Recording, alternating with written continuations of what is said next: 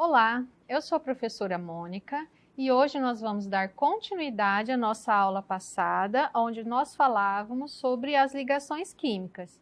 Na aula de hoje, nós vamos falar sobre as características dos compostos iônicos, que nós já falamos na aula passada sobre as ligações iônicas, e também vamos falar sobre a ligação covalente e as suas características.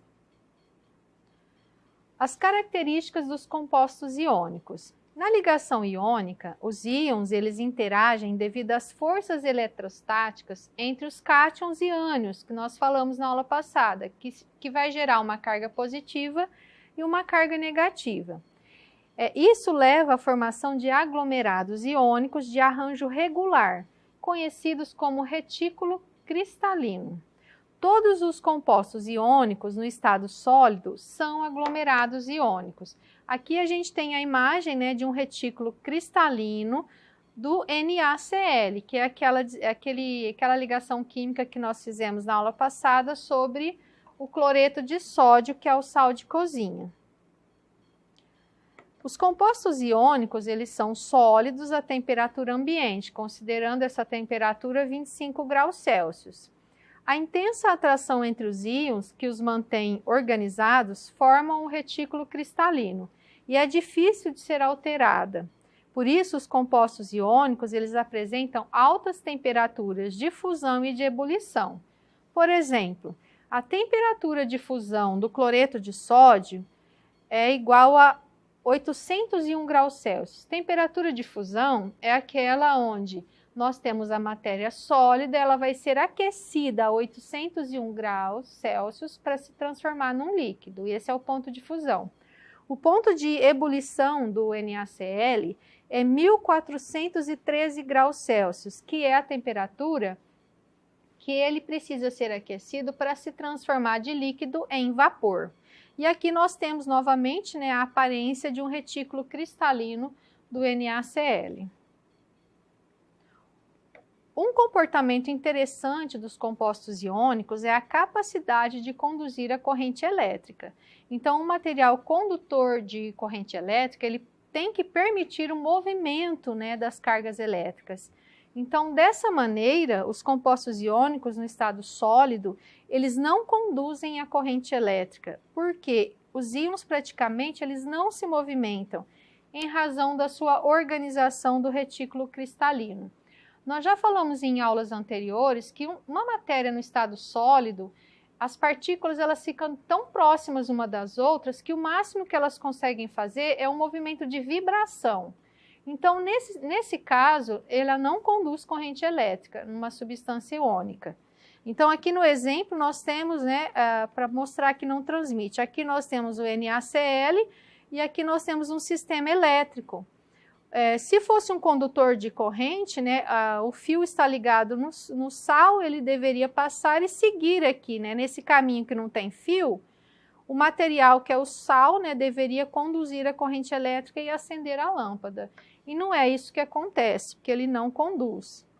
Mas no outro caso, já no estado líquido, se eu pegar esse sal e misturar na água, os compostos iônicos, eles podem conduzir a corrente elétrica, uma vez que os seus íons, eles se encontram livres, né? Então, na água, ele tem uma movimentação maior. E aí, ele pode conduzir a corrente elétrica. Nesse experimento aqui, ó, no experimento A, nós temos somente a água aqui no recipiente, né, no sistema elétrico, mostrando que não acende a lâmpada porque não ocorre a condução da eletricidade só com a água pura. No segundo recipiente, nós temos aqui somente o sal, mostrando que ele sozinho também não conduz a corrente elétrica e a lâmpada não acende. E no terceiro recipiente, nós temos a mistura de água e sal, como a gente disse. Então, misturados na água, né, em solução, pode haver a transmissão da corrente elétrica, né, em substâncias iônicas, porque existe um movimento maior. Então, nesse caso, a lâmpada acende porque a corrente elétrica consegue passar aí no sistema. Agora nós vamos falar sobre as ligações covalentes. Nós falamos das características, né, das substâncias, dos compostos iônicos. Vamos falar o que é uma ligação covalente. Como vimos anteriormente, a ligação iônica ela ocorre a atração eletrostática entre cargas elétricas de sinais opostos, que são os cátions e os ânions. Um outro tipo de ligação, tão importante quanto a ligação iônica, ocorre quando os elétrons da camada de valência, que é a última camada, dos dois átomos agrupam-se em pares. Então, como você pode observar aqui, nós temos dois átomos de nitrogênio, né? Eles estão se unindo em pares aqui, ó, de elétrons, compartilhando, no caso, esses elétrons. Esse tipo de ligação é denominada ligação covalente. E como você pode ver, não existem cargas elétricas aqui, tá? É somente na ligação iônica que existem essas cargas elétricas. As propriedades dos compostos covalentes ou moleculares. Então, as suas características, eles podem ser encontrados nos estados sólido, líquido e gasoso. É só você imaginar a água, né, que nós encontramos ela no estado líquido, no estado de gelo e no estado de vapor. Então, a água é um composto molecular. Então, ele possui uma outra característica, possui um ponto de fusão e ebulição geralmente baixos, comparados, né, com o dos compostos iônicos. E somente os ácidos ionizados conduzem a corrente elétrica. Aqui no exemplo, né, nós temos uma solução de água e sal, que é um composto iônico, onde acontece a passagem da corrente elétrica e a lâmpada acende. No outro exemplo, nós temos o açúcar, que é um exemplo de composto molecular covalente, onde não ocorre, né, a transmissão a passagem da corrente elétrica e a lâmpada não acende. Ou seja, os compostos moleculares, eles não transmitem a corrente elétrica, a energia elétrica. Para entender como ocorre a ligação covalente, vamos estudar a formação do gás hidrogênio, o H2. Cada átomo de hidrogênio tem um elétron na sua camada de valência, que é a camada K. Então, aqui ele tem número atômico 1, então significa que ele tem um elétron. Fazendo a distribuição, eu tenho a camada K com somente um elétron. Então, para ele atingir a estabilidade, ele vai se comparar com o gás hélio da tabela periódica. Esse gás hélio, ele atinge, né, a sua estabilidade apenas com 2 elétrons. Então, o hidrogênio, ele vai se assemelhar, então, a esse gás hélio. Então, quando ele se liga com outro hidrogênio, formando o gás hidrogênio, ele consegue essa estabilidade, porque agora ele compartilhou, né? Os dois têm 2 elétrons na última camada, mas eles estão compartilhando os elétrons. Uma outra característica da ligação covalente, né? Ela acontece entre os átomos que são ametal mais ametal, que olhando na tabela periódica você vai encontrar, ou fazendo a distribuição dos elétrons na camada. Pode acontecer de um ametal mais um hidrogênio ou entre 2 hidrogênios, ou seja, entre 2 átomos iguais. Poderia ser 2 nitrogênios, ou seja, aqui no caso um ametal, 2 nitrogênios, 2 oxigênios, 2 enxofres, né, e o hidrogênio mais o hidrogênio. Então, aqui a gente tem o composto da água, né, formada. A água é um composto molecular, onde nós temos aqui o hidrogênio ligado com o ametal, que é esse caso aqui. E nesse outro composto, nós temos o gás carbônico, que é o CO2. Ele é formado pela união de um átomo de carbono, que é um ametal, e 2 oxigênios, que também são ametais. Quando os átomos se unem por compartilhamento de elétrons, só um minuto, ocorre o que chamamos de ligação covalente. Então, eles compartilham, por isso não tem cargas elétricas. Nesse tipo de ligação, os átomos eles formam estrutura denominadas moléculas. E as moléculas elas podem ser representadas de 3 tipos de fórmulas. Aqui nós temos a fórmula eletrônica, que é a primeira fórmula aqui embaixo. Ela mostra os pares de elétrons da camada de valência. Por exemplo, se eu fiz a distribuição eletrônica, no caso do hidrogênio, ele tem só um elétron na última camada, então nós vamos colocar uma bolinha ou um xizinho representando esse elétron. Essa é a fórmula eletrônica. A segunda fórmula é a fórmula estrutural. Então, a maneira como você ligou, né, esses átomos, você vai representar com um tracinho. No caso, nós ligamos um no outro, né, uma única ligação. um único tracinho, que a gente chama de ligação simples. E a terceira fórmula é a fórmula molecular, que representa a quantidade de átomos, né, que está participando aí dessa ligação química, que é no caso o H2. Uma outra característica da ligação covalente. Então, o átomo A, que seria o A metal, ele tem a tendência de receber e o B também, porque eles compartilham elétrons. O átomo A pode ser um hidrogênio ou um A metal e o átomo B também, um hidrogênio ou um A metal. E entre eles existe um compartilhamento de elétrons. Uma observação, os ametais, né, que são os dois que ficam do lado de cá, qualquer lado da ligação, quando você fizer a distribuição eletrônica dele, ele vai ter na última camada 4, 5, 6 ou 7 elétrons na camada de valência. Observando essa quantidade de elétrons, você já sabe que são ametais. Lembre que a gente viu na ligação iônica essa característica, né, da distribuição eletrônica. Aqui nós temos um exemplo da ligação covalente, como ela pode ocorrer, né, de um ou mais pares de elétrons. Então, ela vai ser representada de acordo com as suas ligações, se ela é simples, dupla ou tripla. Aqui nós temos um átomo A representando, né, com uma ligação compartilhando um par de elétrons, representando a sua fórmula estrutural com um tracinho, e ele tem ligação simples. No segundo exemplo, nós temos o compartilhamento de 2 pares de elétrons. Então, aqui, ó, eles compartilham 2, representando a fórmula estrutural com 2 tracinhos e é uma ligação dupla.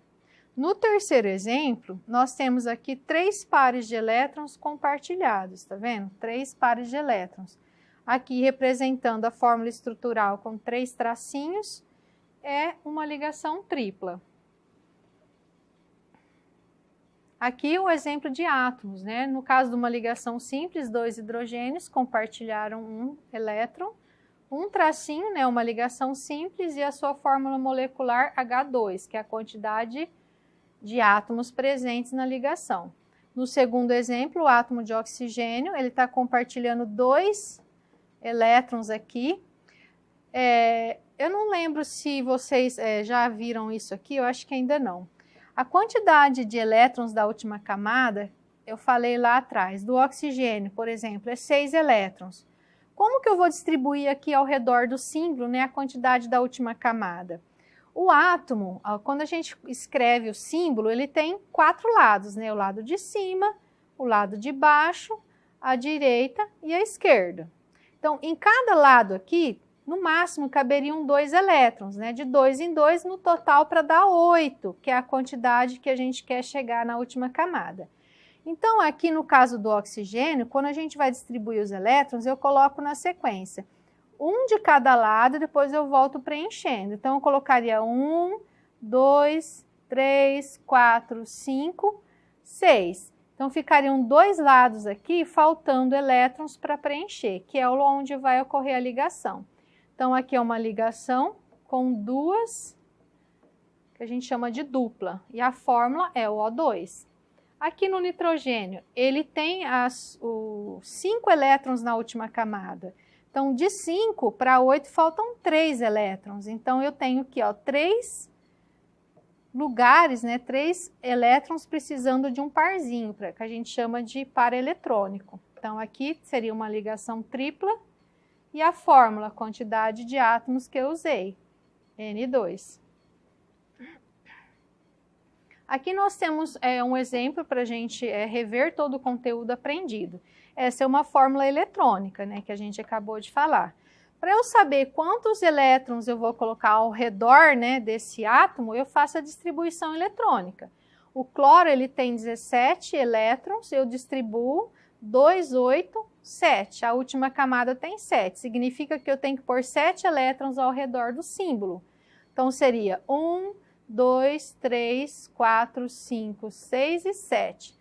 Então, ele precisa de 1, que é onde vai acontecer a ligação aqui, ó. Então, compartilhando esses elétrons, a gente tem aí a estabilidade. Como que ficou aqui a fórmula dele? Eu tenho os 2 cloros precisando de 1, então eles vão, na verdade, compartilhar ali, né? Eles precisam de 1. a quantidade de cloros que eu usei, que seriam 2 cloros, que é a fórmula molecular. E a fórmula estrutural dele seria representada pelo tracinho. Nós não tivemos só uma ligação, então significa que é só uma ligação. Se fosse 2, teriam 2 tracinhos. E assim a gente vai encerrando, né, a nossa aula. Vamos fazer mais esse exemplo de uma ligação entre o gás e o oxigênio. Nós temos aqui a distribuição eletrônica dele. O oxigênio tem 8 elétrons, ele termina com 6, é 2 mais 6, 8.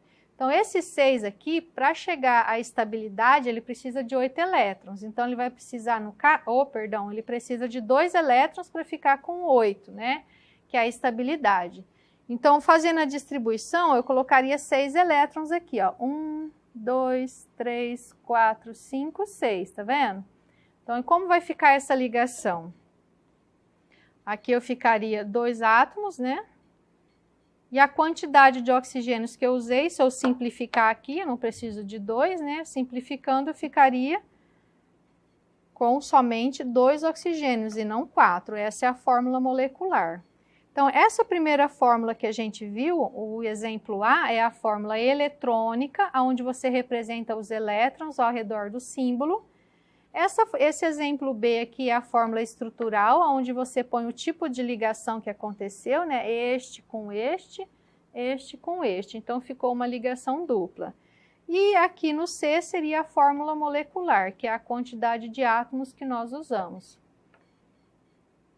Então, a nossa aula ficou por aqui. Esses exercícios, como eu disse, a maneira de fazer a ligação química é igual para todas elas. O que a gente vai aprender depois a diferenciar o que é uma ligação iônica, o que é uma ligação molecular e uma ligação metálica. Na nossa próxima aula, nós vamos dar sequência, né, aos estudos da ligação química. Eu desejo a vocês bons estudos e a gente se vê na próxima aula.